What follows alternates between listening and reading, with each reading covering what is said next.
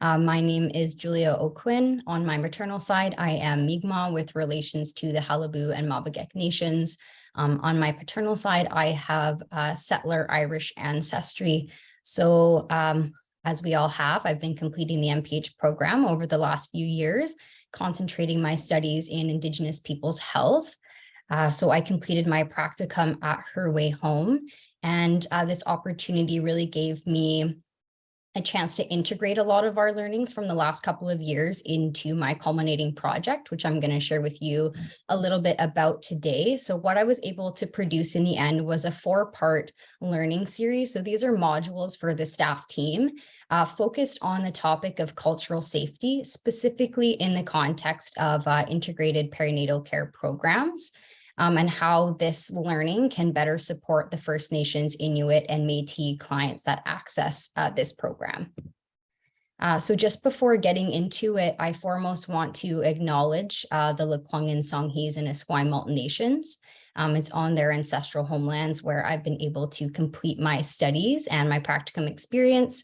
I also just want to give a shout out to the whole team at Her Way Home, who provided me with such an enriching learning experience over the last 8 months, to the entire faculty who's here to support and has got us to this very final culminating conference together, and to my family as well, who has really just supported me and encouraged me and loved me along this learning journey. So to just provide some brief context, this is a theory of change for the Her Way Home program. It's a program that is dedicated to pregnant and newly parenting moms who have a history of substance use. So the goals of this program, you'll see on the flower petals here, is to provide safe care, meet the immediate needs of the clients, to work towards safer and healthier lives, and to strengthen mother-child connections. So on site here, all of these services are really centralized. There's quite a wide range of health and social supports available. So we've got primary care, substance use counseling, parenting and recovery weekly support groups. They offer referrals to housing providers and other social supports. They do one-on-one case management and support, and they also provide food security initiatives, so like to-go meals and things that can help to support moms. So all of this is provided through this lens of being harm reducing, relational, outreach-based, women-centered and directed, holistic and multidisciplinary, trauma-informed and culturally safe. So a lot of my learning interest and time was focused around this cultural safety approach and really what it looks like in the context of this program. So just looking at this work through a public health lens, it's really looking to prevent a lot of these adverse outcomes that are experienced both by moms and by newborn children. And so there's a lot of opportunity here for public health to be involved and really have that prevention focused lens. So you'll see where I've indicated with the yellow feathers, these are particular outcomes where Indigenous women are experiencing inequities, and really just emphasizes to us the importance of having cultural safety in these spaces. So beyond just being a personal learning interest of mine, I really dug into this learning, one, because of the inequities that exist, two, because the client demographic at the program, so 40% of the clients at Her Way Home identify as First Nations, Métis, or Inuit, really dating back to its very beginnings. And when we look at past evaluations of this program, cultural safety and support was really identified as an area for improvement when it was compared against other similar programs that currently exist across Canada. So this provides a bit of a snapshot of the learning series that I was able to produce over these last 8 months.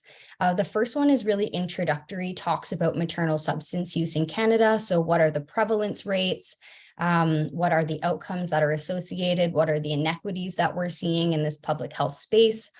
Moving on to the cultural safety piece, I was able to provide some relevant definitions, looking back at the origins of cultural safety, and then moving into some wise practice examples in Canada, many of which come out of Manitoba.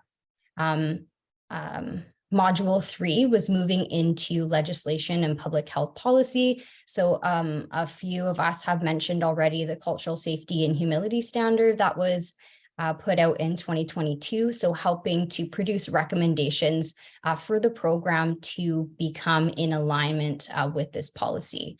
And module 4, which is my personal favorite, really took an Indigenous approach in bringing firsthand experience from service providers and clients and sharing their firsthand experiences around cultural safety, either how they've provided care or how they've received it.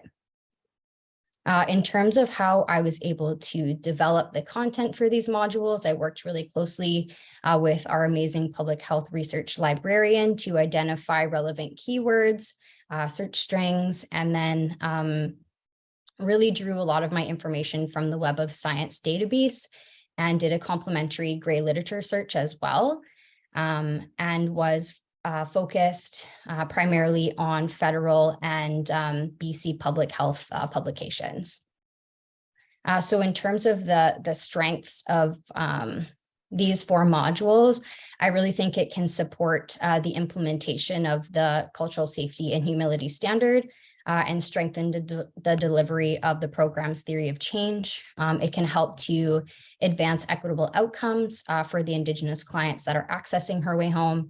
And it can also be shared more broadly as a primary intervention in maternal child health for programs with a perinatal focus.